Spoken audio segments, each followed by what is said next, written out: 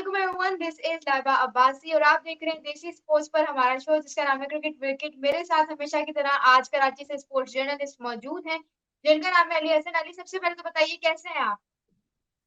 मैं ठीक हूँ। आप सुनाई लाइबा, कैसी हैं आप? अल्लाह का शुक्र, बिल्कुल ठीक। आज हमारा शो जो है बड़ा इंटरेस्टिंग होने वाला है क्योंकि आपको जिस तरह से पता है हम अपने शो में रोजमर्रा के तौर पे जो है वो स्पोर्ट्स से नए नए सेलिब्रिटीज लेकर आते हैं। लेकिन आज हमारे साथ जो मौजूद हैं, she is the one and only actually, क्योंकि उनके साथ जो कंपटीशन में लोग हैं, एक तो वो है ये है कि बिल्कुल मेल डोमिनेटेड सोसाइटी में काम करती हैं। उसके अलावा जो है she is actually has made herself very remarkable in her field.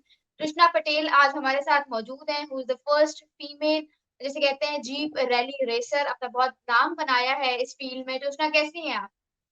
Thank you so much. मैं बिल्कुल ठीक हूँ। Thank you for having me over and it's an honour to be here. नहीं, आपका बहुत शुक्रिया कि आपने अपने इतने बिजी स्केड्यूल में जो है हमारे लिए टाइम निकाला। सबसे पहले तो आप ये बताइए कि 2013 में you initially started off with your career and जाहिर सी बात है कि जब हम कोई भी अपना कोई भी स्पोर्ट्स या कोई भी फील्ड जो है वो हम परसू करते हैं एज अ करियर, तो हम सोचते हैं कोई ना कोई हमारा पीछे माइंड सेट होता है। आपको किस चीज ने जो है वो इस चीज की तरफ अट्रैक्ट किया कि आपने सोचा कि भाई मुझे एक बनना है रेसर? ठीक है, जाहिर सी बात है अच्छा खासा जिगरा चाहिए रेसर बनने के लिए। where did you gather all this from? तो ये जर्नी स्टार्ट हुई थी 2005 में, जब Uh, हम लोग पहली दफा चोलिस्तान की रेस में गए थे। हम्म, और उस वक्त मेरे हस्बैंड ने ये चोलिस्तान का सिलसिला 2005 से रेसिंग का सिलसिला पाकिस्तान में 10 साल के गैप के बाद वापस शुरू हुआ था। ओ तो अच्छा। 2005 में जब पहली दफा चोलिस्तान हुई तो मेरे हस्बैंड ने कहा कि आपको मेरे साथ चलना है और ये चीज को एक्सपीरियंस करना है। हम्म, तो पहले तो आई वाज वेरी हेजिटेंट, मुझे बिल्कुल मिट्टी और ये सारी चीजों का बिल्कुल भी शौक नहीं था। हम्म, मगर मैंने हिम्मत की और मैं चली गई। तो उसके बाद उस वक्त पाकिस्तान में सिर्फ 2 या 3 रेसेस होती थी। ग्वादर की रेस होती थी और चोलिस्तान होती थी। उसके बाद हमने 2006 से झलमक्सी स्टार्ट की थी। तो आहिस्ता आहिस्ता आज इतनी रेसेस है कि आज जो बड़ी रेसेस अम्ब्रेला की है वो अबाउट 7 रेसेस है। और बाकी बीच में छोटी छोटी रैली क्रॉस और ये सारी चीजें होती रहती है। तो overall there may be 10+ races in the whole season. और गर्मियों में तो हम रेस नहीं कर सकते, तो ये सर्दी के जो 4-6 महीने मिलते हैं उसके अंदर ये सारी रेसेस को ऑर्गेनाइज करना होता है। तो फिर 2005 से continuously I was accompanying my husband in all the races. और जब वो रेकीज पे जाते थे तो मैं उनके साथ गाड़ी में बैठ जाती थी। तो मुझे सारे टरेन्स का पता होता था, सारी मतलब सारी निटी ग्रिटीज जो होती थी रेसिंग की। स्टेज ब्रेक संभालना, रात को मिडिल ऑफ द डेजर्ट में स्टेज ब्रेक चोलिस्तान में होते थे, जो 4 घंटे 5 घंटे की ड्राइव पे होते थे।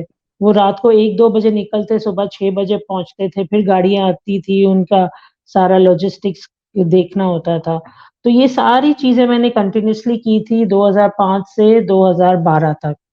फिर 2013 में उन्होंने एक स्टॉक कैटेगरी इंट्रोड्यूस की और वो मर्दों की ही थी। मगर सिंस मेरे पास थोड़ा एक्सपीरियंस था, घर में गाड़ी भी थी स्टॉक की, तो मेरे हस्बैंड ने कहा कि कृष्णा तुम सब कुछ कर लेती हो, अभी रेस का मौका मिल रहा है, तुम रेस भी कर लो। तो हम्म, मैंने रेस की और उसमें मेरी ओवरऑल मर्दों में 4th पोजीशन आई। वाओ। फिर थोड़ा मुझे फिर मुझे थोड़ा ऑब्जेक्शन हुआ। मैंने कहा ये कि हम मर्दों के साथ तो फिर कभी भी पोजीशन नहीं आएगी ना। तो मैंने कहा नहीं, आप है ना लेडीज कैटेगरी इंट्रोड्यूस करें। सही। तो 2014 से उन्होंने चोलिस्तान से लेडीज कैटेगरी इंट्रोड्यूस की। और फिर आहिस्ता आहिस्ता दूसरी लेडीज आती थी। कभी मैं अकेली होती थी, कभी हम्म, 1-2 और होती थी। मतलब continuously there were women who were coming and going and coming and going. But I think 2017 या 18 से कंटिन्यूसली आई कैन सी के ग्राफ जो है लेडीज कैटेगरी की रेसिंग में एंट्रीज का, वो ऊपर की तरफ जा रहा है। हम्म, तो जाहिर बात है बच्चे उस वक्त छोटे थे, तो वो सिर्फ सुनते थे कि डैडी ने रेस की और जीते, मम्मी ने रेस की और जीती। आहिस्ता-आहिस्ता बच्चे बड़े हो गए, जब मेरी बेटी 20 साल की 18 साल की हुई, तो उसने कहा अब मुझे भी रेस करना है। तो अब वाह! माशाल्लाह she is the youngest racer in Pakistan, because वो जिस दिन 18 की हुई और उसके एग्ज़ैक्टली 1 वीक के बाद एक रेस हुई थी जिसमें उसने पार्टिसिपेट किया। तो टेक्निकली आई थिंक अगर कोई भी ऐसा बच्चा होगा जो उसमें बीच में पैदा बर्थडे के साथ रेस होगी, तो that child will be the youngest racer, which I think is a little difficult. ये टाइटल दीना के पास for a very long time रहेगा। और बस बहुत सपोर्ट किया फैमिली ने, मेरी फैमिली ने पर्सनली बहुत मुझे सपोर्ट किया। डर सबको लगता था, मुझे भी बहुत डर खौफ था, मगर आहिस्ता-आहिस्ता हिम्मत मिली। बताइए अभी तक कितने टाइटल आपने जीते हैं स्टार्टिंग से लेके अब तक के करियर में? ऑनेस्टली मैंने कभी भी नहीं गिना है।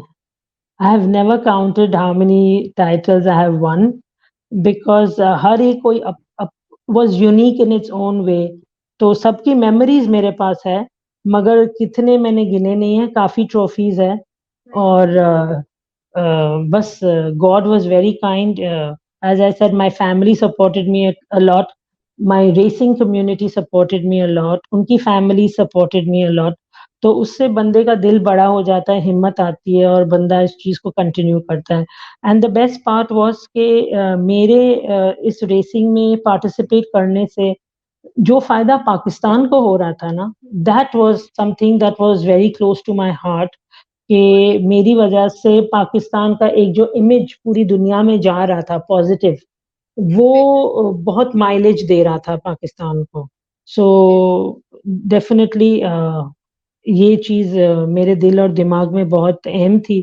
तो इससे आई थिंक कि अभी पाकिस्तान में करंटली जो रेसिंग हो रही है, उसमें जो विमेन कैटेगरी में रेसेस हो रही है, उसको बहुत माइलेज मिल रहा है। दैट इज़ वेरी अच्छा मैं एक सवाल और ऐड करना चाहूँगा फिर आप आपसे करेंगी। अपने इस करियर में ज़ाहिर-सी बात है, एक रिस्क वाला एडवेंचर होता है, कभी भी इसमें शॉर्ट बिल्कुल ईज़ी कट्स भी होते हैं, उसके बाद टर्न सॉरी कहूँगा और फिर उसके बाद लॉन्ग टर्न्स भी होते हैं। तो कभी ऐसा हुआ कि बिल्कुल ही खतरनाक कोई एक्सीडेंट रोनुमा हो आपकी लाइफ में जिसको आप अभी तक याद करती हो कि अरे ये मैंने गलती की थी या मुझसे हुई, या जो आपके साथ नेविगेटर होता था उसके साथ गलती की वजह से कोई एक्सीडेंट हुआ हो, या रोनी के साथ आप ज़्यादातर होंगे, ज़ाहिर-सी बात तो नेविगेटर गालिबन वही बनते होंगे, कोई यादगार ऐसा कोई वाक़या जो हुआ हो रेस में? अच्छा रेस में तो ऐसा वाक़या नहीं हुआ है।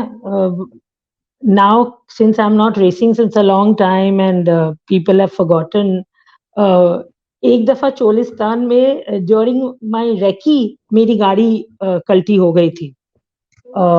मेरी रेस कार, बट अल्लाह का शुक्र है, अल्लाह का बहुत शुक्र है कि जो मैंने गाड़ी कल्टी की वो तो मेरी बहुत फेवरेट मेरी रेस कार थी, मगर जब ये गाड़ी कल्टी हुई उसी टाइम पे Ronnie was driving from Karachi to Cholistan in my brand new other race vehicle. It wasn't brand new, but for me it was a new race vehicle which I had bought.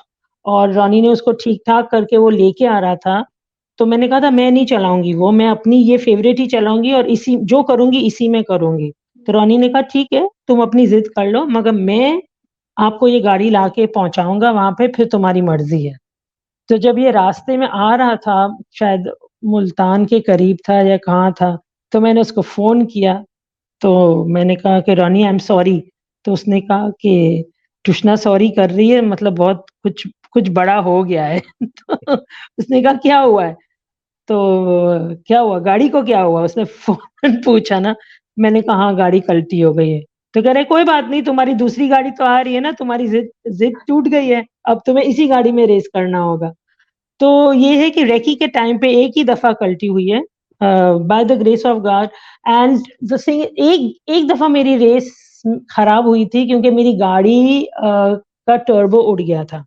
तो बहुत मुश्किल से मैंने वो रेस खत्म की थी। बाकी अल्हम्दुलिल्लाह अल्हम्दुलिल्लाह by the grace of God I have never stopped during my races.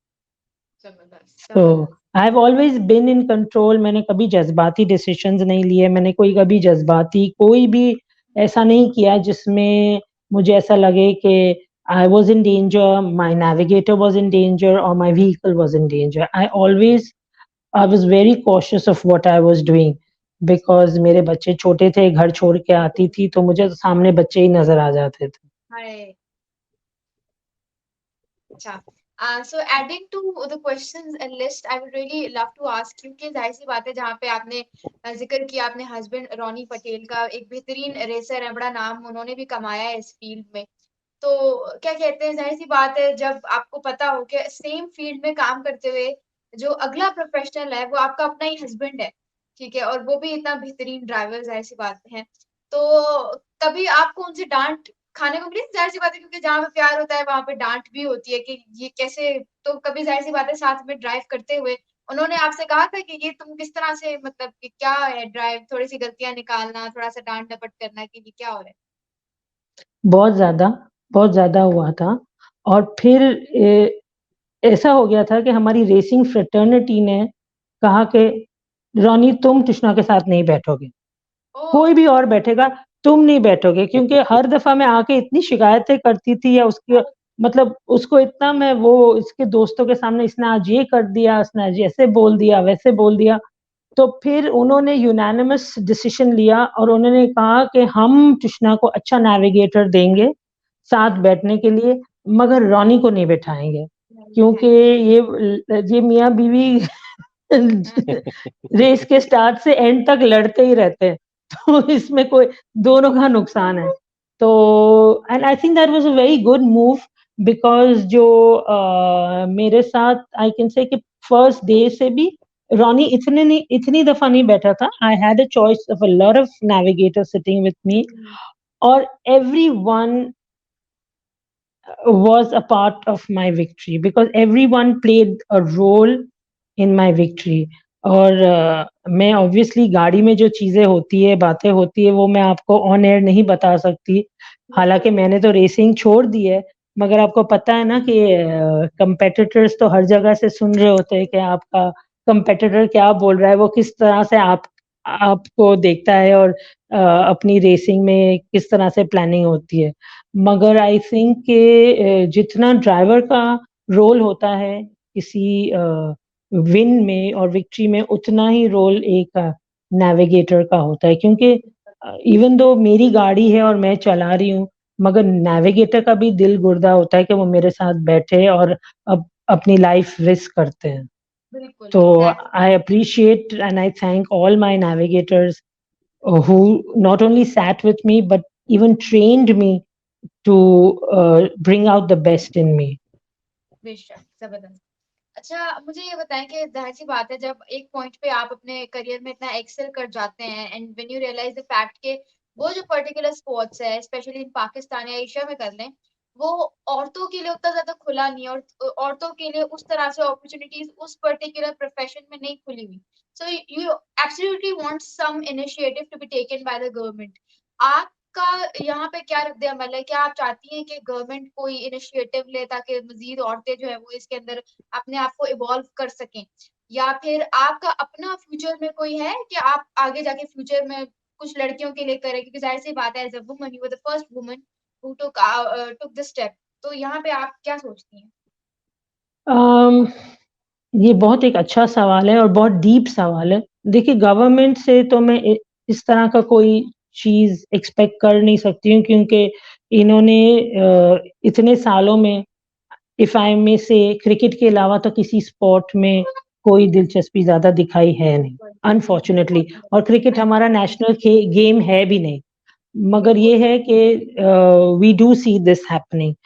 But I personally feel कि प्राइवेट सेक्टर को चाहिए कि वो आगे आए और लेडीज को सपोर्ट करे. मैं तो कहती हूँ मेल को भी सपोर्ट करे, क्योंकि हमारे वहाँ टैलेंट की कोई कमी नहीं है.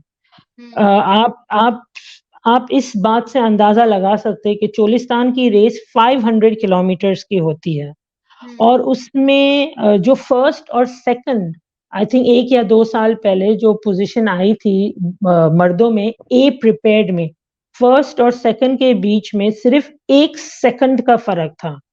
तो आप अंदाजा लगा दें कि मैन और मशीन वो 500 किलोमीटर में what a role it played कि आप सिर्फ 1 सेकंड से एक बंदा फर्स्ट हुआ है या सिर्फ 1 सेकंड से एक बंदा सेकंड हुआ है। तो ये है कि अभी तक हमें कोई भी ऐसा कोई बड़ा स्पॉन्सर सामने नहीं आया है जिन्होंने मेल्स को सपोर्ट किया है या फीमेल्स को किया है। जी, एक फीमेल को किया है किसी ने बहुत ज़्यादा सपोर्ट, मगर फिर वो परफॉर्मेंस भी होनी चाहिए ना, अगर आपको इतना सपोर्ट मिल रहा है तो आप परफॉर्म भी उस हिसाब से करें। बट ये है कि ज़्यादा से ज़्यादा सपोर्ट की ज़रूरत है, फाइनेंशियल सपोर्ट की ज़रूरत है। फ्यूल प्राइसेस बढ़ गए हैं, गाड़ियों के कॉस्ट बढ़ गए हैं, जो गाड़ियों में सामान लगता है वो बाहर से आता है, उसकी अवेलेबिलिटी एक प्रॉब्लम है। तो बहुत सारे इश्यूज़ हैं, अब मगर ऐसे कोई इश्यूज़ नहीं है जो सॉल्व या रिज़ॉल्व नहीं हो सकते। अगर कोई करना चाहे तो वो डेफ़िनेटली अपना बहुत कीमती रोल प्ले कर सकते हैं इन सारी बातों में। बिल्कुल, बिल्कुल सही कहा। अली, आप कुछ ऐड करना चाहेंगे? देखिए, जैसे अभी आपने कहा कि इसमें काफ़ी एक्सपेंसेस बेयर करना पड़ते हैं ड्राइवर को। ज़ाहिर-सी बात है रेस करना आसान नहीं होता, महँगी गाड़ियाँ होती हैं, तो महँगा शौक है। तो काफ़ी चीज़ें उसमें खर्दारात बर्दाश्त करना पड़ते हैं। तो एक रेस की तैयारी के लिए आपको कितना मसलन एक्सपेंस करना पड़ता है। ज़ाहिर-सी बात है आप स्टॉक में हैं वो रौनी करते हैं तो वो प्रीपेड में होते हैं। तो उसके लिए भी काफ़ी चीज़ें जैसे आपने ज़िक्र किया बाहर से भी बहुत सारी चीज़ें उनके जो पार्ट्स होते हैं वो मँगवाए जाते हैं। तो कितना मसलन मेहनत करनी पड़ती है और कितना एक अगर हम चोलिस्तान ऐसा आपने कहा सबसे बड़ी रेस है 500 किलोमीटर की, तो कितना एक्सपेंस बेयर करना पड़ता होगा? ज़ाहिर-सी बात है एक दिन में तो रेस खत्म नहीं होती होगी। कितना अखराजात सेल्फ बेस पे आप ना बेयर करती हैं? हाँ, we are so blessed to have such good friends कि जहाँ भी हम जाते हैं जैसे चोलिस्तान चले गए, थल चले गए, वहाँ हमारे सारे फ्रेंड्स के सेटअप होते हैं। तो रहना, खाना-पीना तो हमारा कोई इतना खर्चा होता नहीं है। चाहे हम वहाँ 8 दिन के लिए रह रहे हैं, 10 दिन के लिए रह रहे हैं, 15 दिन के लिए रह रहे हैं, कोई इश्यू नहीं है। इश्यू वहाँ आता है कि आप जब गाड़ी डेफ़िनेटली मेरी रेस गाड़ी है, आई आई वांट कि वो सबसे कम यूज़ हो। वर्कशॉप से निकले तो मैं रोड पे चल के वहाँ नहीं जाए ट्रैक पे, तो हम गाड़ी का ट्रॉलर बुक करते हैं।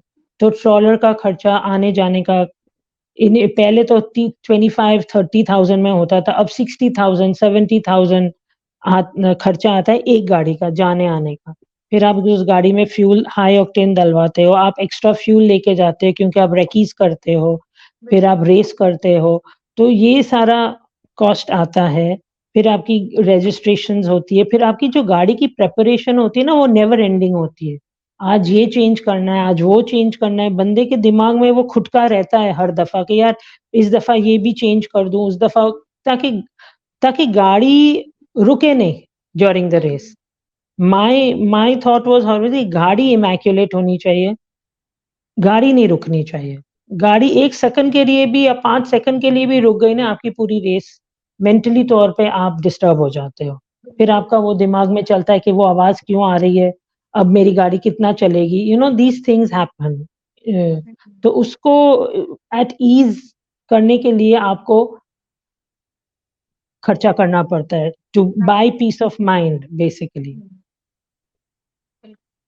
अच्छा जब आप रेस करती हैं इसी से कनेक्ट करना चाहूँगा तो कुछ ऐसा होता है ना डाइट प्लान्स भी होते हैं कि यार आज हमने ये नहीं खाना, फलाँ चीज़ नहीं खानी जिसकी वज़ह से कोई इश्यू आए, हैवी मील नहीं खानी या ज़्यादा पानी नहीं पीना कि कहीं वॉमिट ना आ जाए। वैसे आप तो खैर एक्सपर्ट हो गए जो ज़्यादा फ्रेशमैन्स होते हैं उन्हें सब इश्यू होता है कि मैंने एक दफ़ा खुद एक्सपीरियंस किया था, सिर्फ़ 1 किलोमीटर के ट्रैक पे मैं गया था रेस पे तो उसके बाद जब मैं उतर रहा था तो सही तरह से चल भी नहीं पा रहा था मैं। और 2 दिन तक पूरा जिस्म हिला हुआ था मेरा। तो किसके शुजात साथ बैठ शरवानी गए साहब ने थे? कहा था यार शुजात शरवानी साहब कि चलो आप तुम्हें ओके। फ़ील कराएँ, रिपोर्टिंग तो बहुत करते हो लेकिन एक्चुअल फ़ीलिंग क्या होती है रेसर की, तो मैं वो फ़ील करा। तो उसके बाद जो अंदर जो मेरे साथ हुआ था, मैंने कहा था भई मैं बाहर ही अच्छा हूँ। तो आप लोग क्या कुछ खाने-पीने में भी कुछ कमी-बेशी करते हैं कि अभी हमने ये नहीं खाना, फलाँ चीज़ नहीं करनी, ये रेस है, आई इसमें ऐसा कुछ सिचुएशन हो कि तबीयत खराब हो जाए? मैं ये बोल सकती हूँ कि ये जो मर्द हज़रात हैं ना, वो तो डबल ट्रिपल खाना खाते हैं। क्योंकि ये सब दोस्त मिलते हैं ना, तो कभी दुम किसी के वहाँ दुम्बा, किसी के वहाँ बकरा, किसी के वहाँ क्या-क्या और हर रोज़ की रात की दावतें और ये सब तो खाने में तो मुझे नहीं लग रहा कि जितनी भी एंट्रीज़ है, उसमें से कोई एक भी बंदा परहेज़ करता है। और जहाँ तक मेरा सवाल है, I can not eat a heavy breakfast and then go and race. तो वो है कि कभी खजूर खा लिया या आधा बॉयल अंडा ले लिया। पानी मैं बहुत ज़्यादा पीती हूँ, मगर वो भी डर लगता है कि रास्ते में रुकना ना पड़ जाए, तो वो भी बहुत स्ट्रेस होता है। बट मगर to keep yourself hydrated is very important, because आप क्योंकि एसी नहीं चला सकते और गाड़ी के शीशे बंद होते हैं, और जो लेडीज़ टाइमिंग का जो फ्लैग ऑफ होता है वो अक्सर 11, 12, 1 बजे तक का होता है। तो 1 बजे तक तो डेज़र्ट में even in winters it is very hot. तो आपने शीशा ऊपर रखा होता है, एसी ऑन नहीं होता है, आपने हेलमेट पहनी हुई होती है, सीट बेल्ट लगाया हुआ होता है, और मेंटली तौर पे भी बंदा एक स्ट्रेस में होता है। तो उसकी वजह से आपको ज़्यादा पसीना पड़ता है और उसकी वजह से आप डिहाइड्रेट हो जाते हैं। तो ये सारी चीज़ों को बैलेंस में रखना होता है। तो कोशिश तो करते हैं हम लोग, मगर ये है कि वो भी दिन गुज़र गए, अब तो याद भी नहीं है क्या-क्या करते थे हम। जी चलिए Laiba. as we are heading obviously towards the end of our show, so I would end this show with my last question, probably last question. मैं ये पूछना चाहूंगी कि जाहिर सी बात है कृष्णा, जिस तरह से आपने जिक्र किया कि बच्चे जाहिर सी बात है हर औरत का बहुत बड़ा हिस्सा होते हैं, कि मतलब सोचती है कि यार आपने भी जिक्र किया कि आपके बच्चे आपके सामने होते थे, आप जब ड्राइव और रेस कर रही होती थी, यही चल रहा होता था कि बच्चों को भी जाके घर जो है वो अपना मुंह दिखाना है।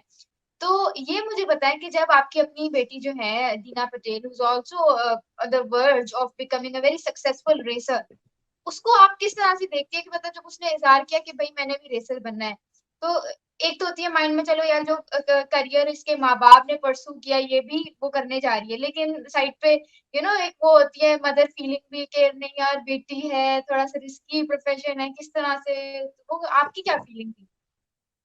डेफ़िनेटली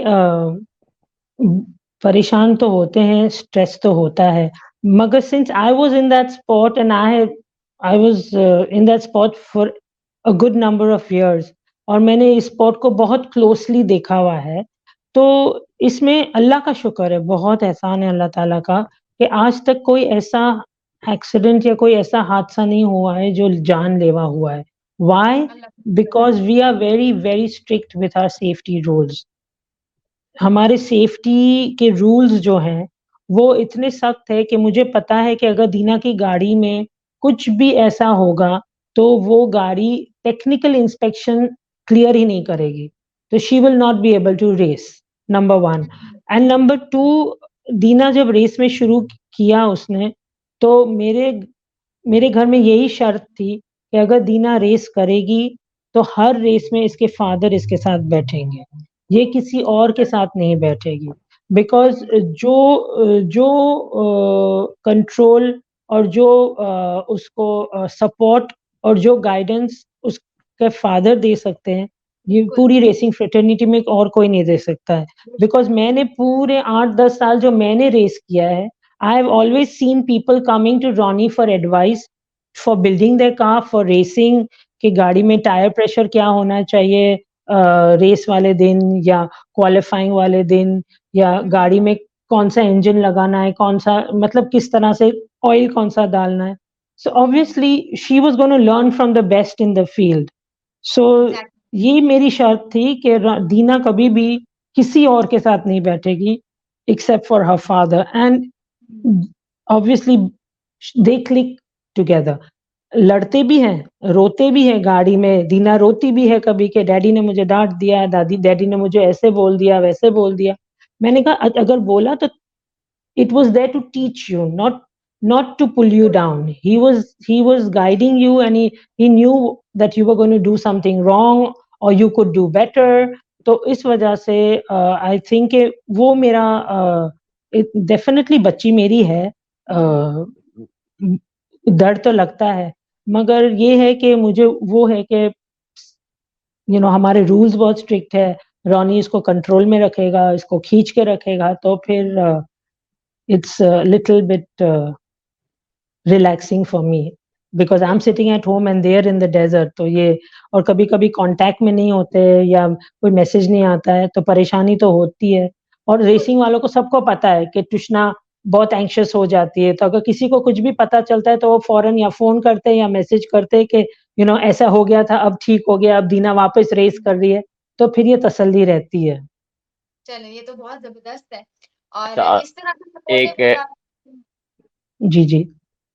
मेरे ज़हन में एक सवाल आया था, अगर दाहिबा सॉरी मैं बात अपडेट करूँगा। जी, जी, बोले, जी। बोले। ज़ाहिर-सी बात है, इतना लंबा करियर आपका रेसिंग में निकल गया, तो ऐसा तो नहीं कि कभी-कभार टाइम कम पड़ रहा और आपने किसी काम से जाना हो, तो मेन रोड पर आपने बस गाड़ी को ड्रिफ्टिंग में लगा दिया हो या रेस में कि भई जल्दी पहुँचना, तो उसी अंदाज़ से गाड़ी चला दी है। कहीं अ मूड तो बनता होगा ना यार, थोड़ा-सा कर लूँ आज मैं।